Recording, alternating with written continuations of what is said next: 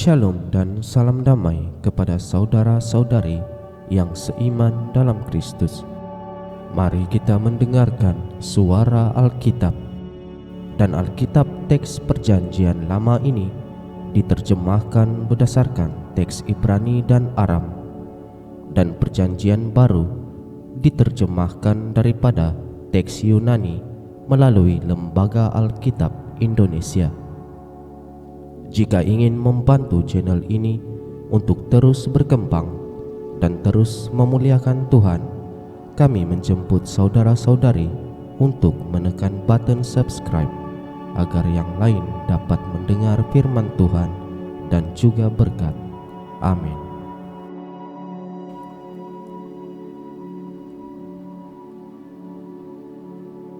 Kitab Kejadian Bab 1 hingga 3.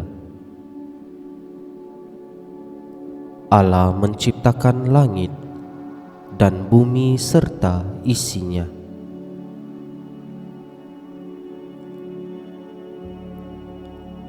Pada mulanya Allah menciptakan langit dan bumi.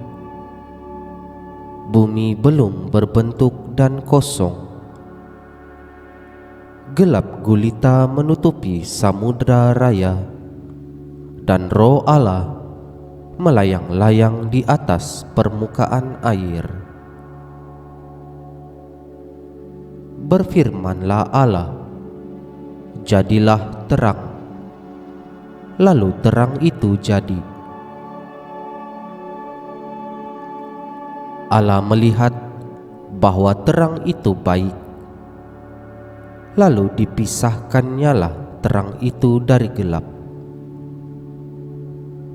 Dan Allah menamai terang itu siang, dan gelap itu malam.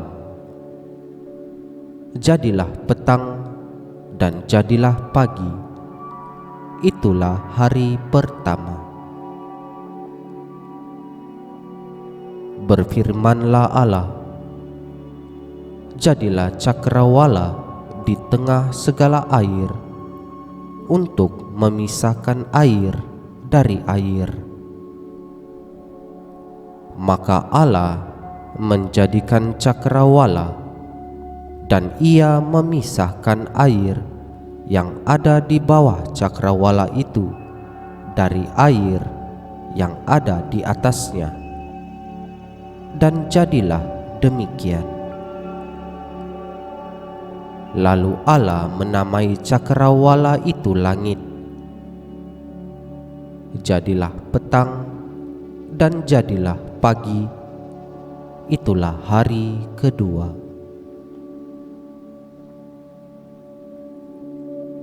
Berfirmanlah Allah, "Hendaklah segala air yang di bawah langit berkumpul pada satu tempat, sehingga kelihatan yang kering." Dan jadilah demikian. Lalu Allah menamai yang kering itu darat, dan kumpulan air itu dinamainya laut. Allah melihat bahwa semuanya itu baik. Berfirmanlah Allah, "Hendaklah tanah menumbuhkan tunas-tunas muda, tumbuh-tumbuhan yang berbiji, segala jenis pohon buah-buahan yang menghasilkan buah yang berbiji, supaya ada tumbuh-tumbuhan di bumi." Dan jadilah demikian. Tanah itu menumbuhkan tunas-tunas muda, segala jenis tumbuh-tumbuhan yang berbiji, dan segala jenis pohon-pohonan yang menghasilkan buah yang berbiji. Allah melihat bahwa semuanya itu baik. Jadilah petang dan jadilah pagi. Itulah hari ketiga. Berfirmanlah Allah, jadilah benda-benda penerang pada cakrawala itu untuk memisahkan siang dari malam. Biarlah benda-benda penerang itu menjadi tanda yang menunjukkan masa-masa yang tetap dan hari-hari dan tahun-tahun. Dan sebagai penerang pada cakrawala, biarlah benda-benda itu menerangi bumi. Dan jadilah demikian. Maka Allah menjadikan kedua benda penerang yang besar itu, yakni yang lebih besar untuk menguasai siang, dan yang lebih kecil untuk menguasai malam, dan menjadikan juga bintang-bintang. Allah menaruh semuanya itu di cakrawala untuk menerangi bumi dan untuk menguasai siang dan malam, dan untuk memisahkan terang dari gelap. Allah melihat bahwa semuanya itu baik. Jadilah petang dan jadilah pagi, itulah hari keempat. Berfirmanlah Allah, hendaklah dalam air berkeriapan makhluk yang hidup, dan hendaklah burung beterbangan di atas bumi melintasi cakrawala. Maka Allah menciptakan binatang-binatang laut yang besar dan segala jenis makhluk hidup yang bergerak, yang berkeriapan dalam air, dan segala jenis burung yang bersayap. Allah melihat bahwa semuanya itu baik.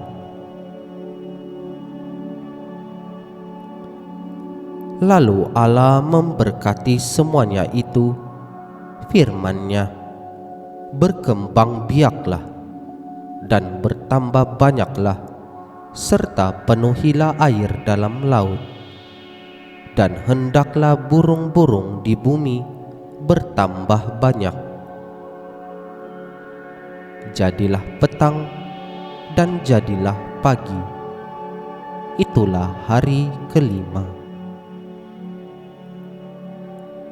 Berfirmanlah Allah, hendaklah bumi mengeluarkan segala jenis makhluk yang hidup, ternak dan binatang melata, dan segala jenis binatang liar.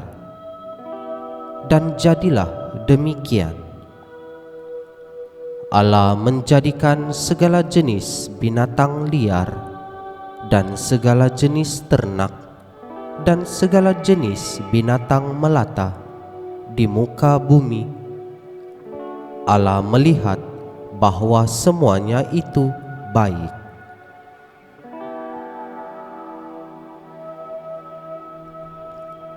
Berfirmanlah Allah, baiklah kita menjadikan manusia menurut gambar dan rupa kita, supaya mereka berkuasa atas ikan-ikan di laut dan burung-burung di udara, dan atas ternak, dan atas seluruh bumi, dan atas segala binatang melata yang merayap di bumi. Maka Allah menciptakan manusia itu menurut gambar-Nya. Menurut gambar Allah diciptakannya dia, laki-laki dan perempuan diciptakannya mereka. Allah memberkati mereka, lalu berfirman kepada mereka, beranak cuculah dan bertambah banyak, penuhilah bumi dan taklukkanlah itu. Berkuasalah atas ikan-ikan di laut dan burung-burung di udara, dan atas segala binatang yang merayap di bumi. Berfirmanlah Allah, lihatlah, Aku memberikan kepadamu segala tumbuh-tumbuhan yang berbiji di seluruh bumi, dan segala pohon-pohonan yang buahnya berbiji. Itulah akan menjadi makananmu. Tetapi kepada segala binatang di bumi dan segala burung di udara dan segala yang merayap di bumi yang bernyawa, Kuberikan segala tumbuh-tumbuhan hijau menjadi makanannya. Dan jadilah demikian. Maka Allah melihat segala yang dijadikannya itu sungguh amat baik. Jadilah petang dan jadilah pagi. Itulah hari ke-6.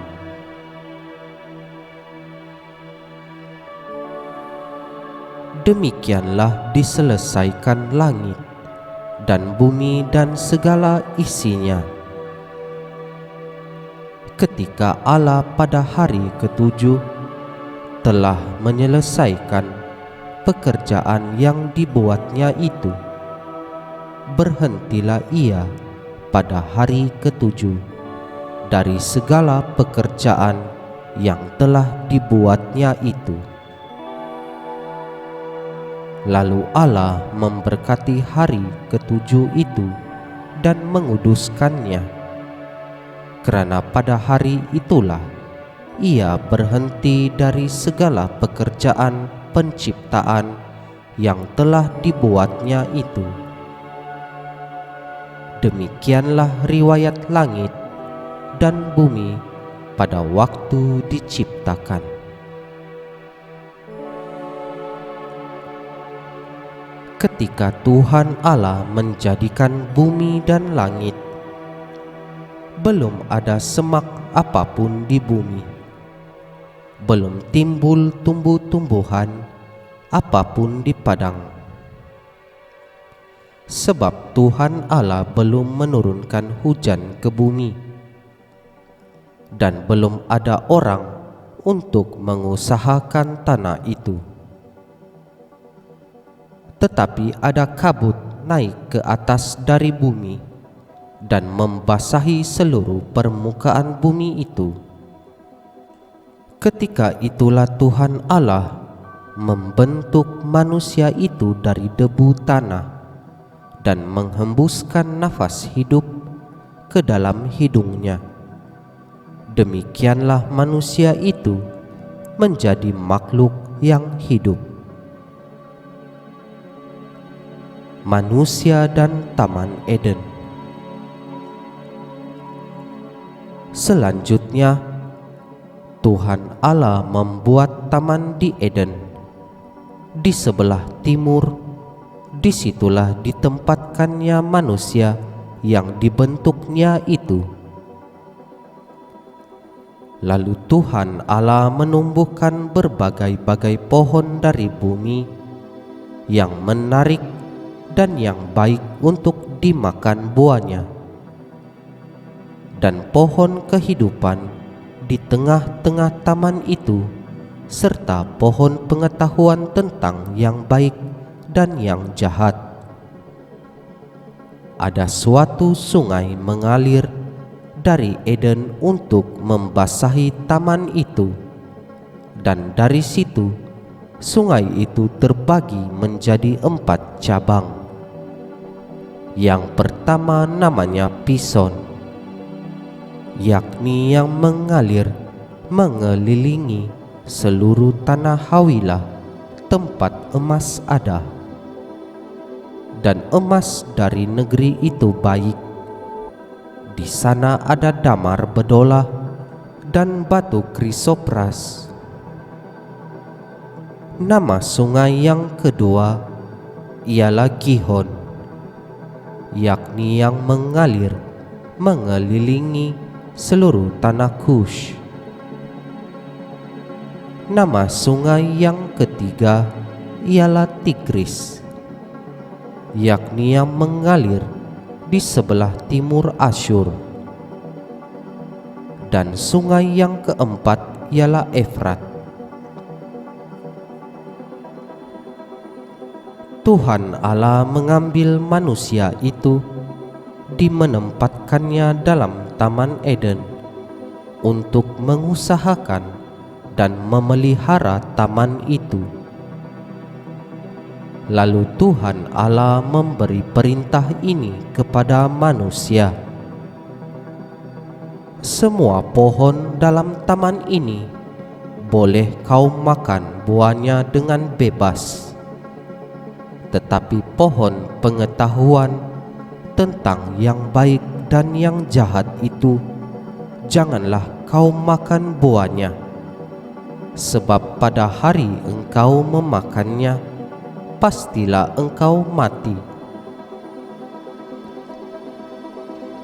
Tuhan Allah berfirman, tidak baik kalau manusia itu seorang diri saja. Aku akan menjadikan penolong baginya yang sepadan dengan dia. Lalu Tuhan Allah membentuk dari tanah segala binatang hutan dan segala burung di udara. Dibawanyalah semuanya kepada manusia itu untuk melihat bagaimana ia menamainya. Dan seperti nama yang diberikan manusia itu kepada tiap-tiap makhluk yang hidup, demikianlah nanti nama makhluk itu. Manusia itu memberi nama kepada segala ternak, kepada burung-burung di udara, dan kepada segala binatang hutan. Tetapi baginya sendiri, ia tidak menjumpai penolong yang sepadan dengan dia. Lalu Tuhan Allah membuat manusia itu tidur nyenyak.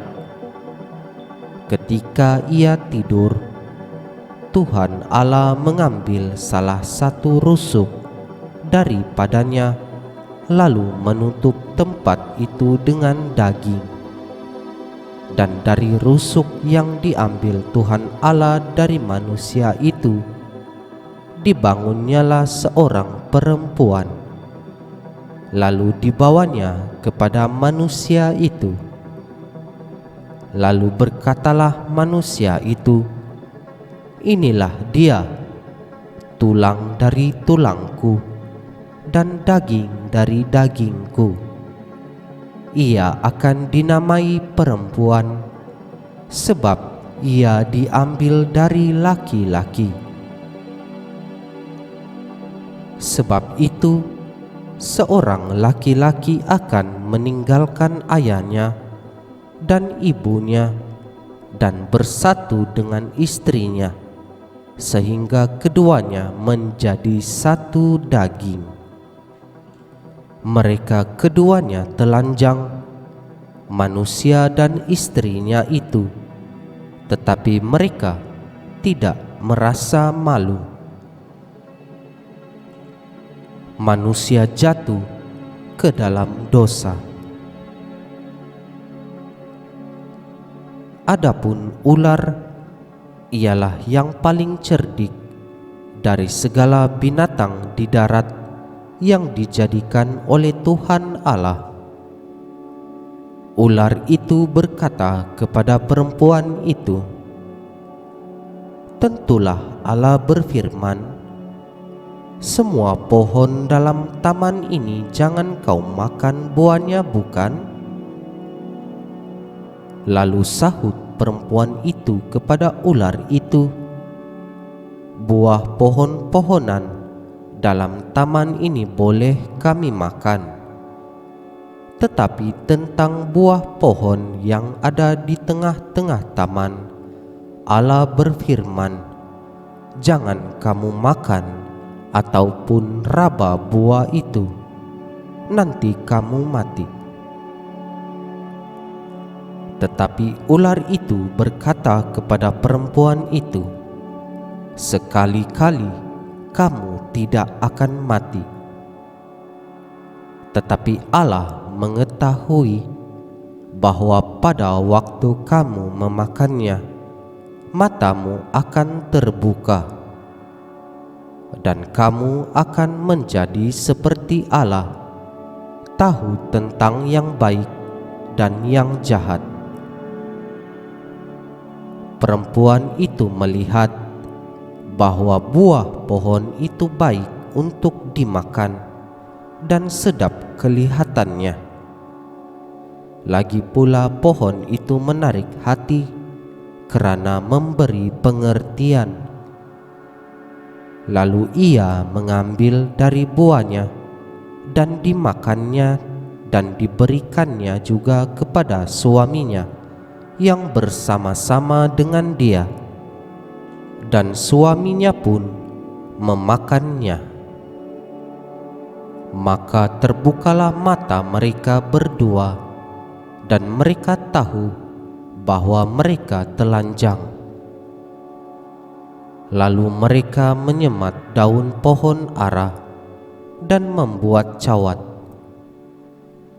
Ketika mereka mendengar bunyi langkah Tuhan Allah yang berjalan-jalan dalam taman itu pada waktu hari sejuk, bersembunyilah manusia dan istrinya itu terhadap Tuhan Allah di antara pohon-pohonan dalam taman. Tetapi Tuhan Allah memanggil manusia itu dan berfirman kepadanya, "Di manakah engkau?" Ia menjawab, "Ketika aku mendengar bahwa engkau ada dalam taman ini, aku menjadi takut, kerana aku telanjang, sebab itu aku bersembunyi." Firman-Nya, "Siapakah yang memberitahukan kepadamu bahwa engkau telanjang? Apakah engkau makan dari buah pohon yang kularang engkau makan itu?" Manusia itu menjawab, "Perempuan yang kau tempatkan di sisiku, dialah yang memberi dari pohon itu kepadaku, maka ku makan."